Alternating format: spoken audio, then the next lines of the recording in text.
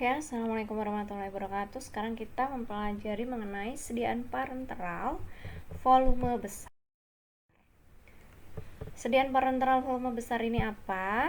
Sediaan cair steril yang mengandung obat yang dikemas dalam wadah 100 mili atau lebih dan ditujukan untuk manusia. Kemudian tujuan penggunaannya, bila tubuh kekurangan air, elektrolit, dan karbohidrat, maka kebutuhan tersebut harus cepat diganti. Tubuh harus cepat ternutrisi kembali. Pemberian infus itu memiliki keuntungan karena tidak harus menyuntik pasien berulang kali. Kemudian mudah mengatur keseimbangan asam basa obat dalam darah dan sebagai penambah nutrisi bagi pasien yang tidak dapat makan secara oral, kemudian berfungsi sebagai dialisis pada pasien gagal ginjal. SPVB, sediaan parenteral volume besar, harus steril dan bebas pirogen. Ini kenapa? Yang pertama, karena sediaan itu diinjeksikan langsung ke dalam aliran darah. Kemudian sediaan ditumpahkan pada tubuh dan daerah gigi atau lautan muras. Kemudian sediaan langsung berhubungan dengan darah atau hemofiltrasi. Kemudian sediaan langsung masuk ke dalam tubuh atau dialisis peritoneal. Konsep formulasi sediaan parenteral volume besar. Ada dua parameter fisiologi dan kimia. Untuk parameter fisiologi, beberapa komponen penunjang fisiologis tubuh kita itu dapat diberikan dalam bentuk sediaan parenteral volume besar, seperti kebutuhan tubuh akan air, elektrolit, karbohidrat, asam amino, vitamin, dan mineral. Bila komponen penunjang fisiologi tubuh cepat diganti, maka kesehatan tubuh akan segera tercapai. Ini kebutuhan kation dan anion di dalam tubuh. Untuk natrium, intravaskularnya butuhnya sekian, interstitialnya sekian, intraselulernya sekian, dan seterusnya hingga protein. Protein itu diperlukan di dalam tubuh ya. Jadi kalau misalkan diet, Anda jangan lupa tetap makan protein, karena di sel-sel tubuh kita kalau mau bekerja itu butuh namanya tenaganya itu dari protein. Kemudian tekanan osmosis merupakan faktor fisiologi yang berpengaruh pada formulasi. Satuan tekanan osmosis adalah osmol per kilogram yang disebut dengan harga osmolaritas. Miliosmol per liter. Perhitungannya yaitu gram per liter zat terlarut dibagi BM dikali 1000 dikali jumlah ion. Contohnya, jika diketahui NaCl 0,9% larutan, dibuat infus nih, kan? Diketahui BM NaCl-nya itu adalah 58,5. NaCl itu berarti ada dua ion, yaitu Na plus dan Cl min. Berapa miliosmolaritas NaCl? Maka NaCl yang ada yaitu 0,9 gram, karena 0,9% itu kan 0,9 gram per 100 mili, yaitu 9 gram per liter. Miliosmolaritasnya sama dengan 9 dibagi BM. BM-nya berapa? 58,5 dikalikan 1000 dikalikan 2. 2 itu apa? Jumlah ion. Sama dengan 307,7.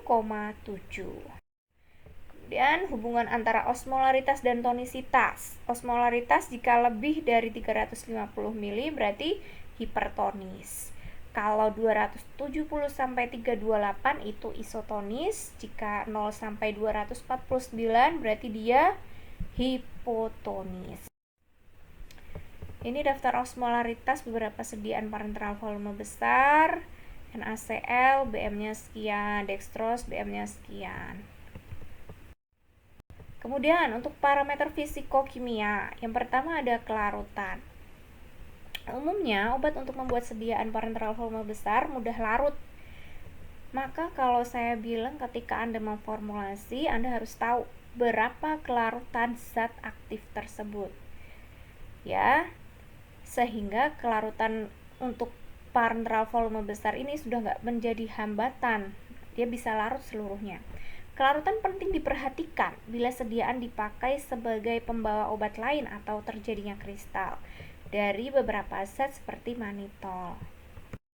Kemudian pH itu perlu diperhatikan mengingat pH yang tidak tepat dapat berpengaruh pada darah, kestabilan obat, dan berpengaruh pada wadah, terutama wadah gelas, plastik, dan tutup karet. pH darah normal sekian, sehingga bila sediaan parenteral volume besar mempunyai pH di luar batas tersebut dapat menyebabkan masalah pada tubuh. Sekarang pembawa, umumnya digunakan pembawa air. Bila berupa emulsi, partikel tidak boleh lebih besar dari 0,5 mikrometer. Kemudian ada cahaya dan suhu. Cahaya dan suhu itu dapat mempengaruhi kestabilan obat. Contohnya vitamin harus disimpan dalam wadah yang terlindung cahaya. Kemudian faktor kemasan. Bahan pembuat wadah sangat berpengaruh terhadap kestabilan obat.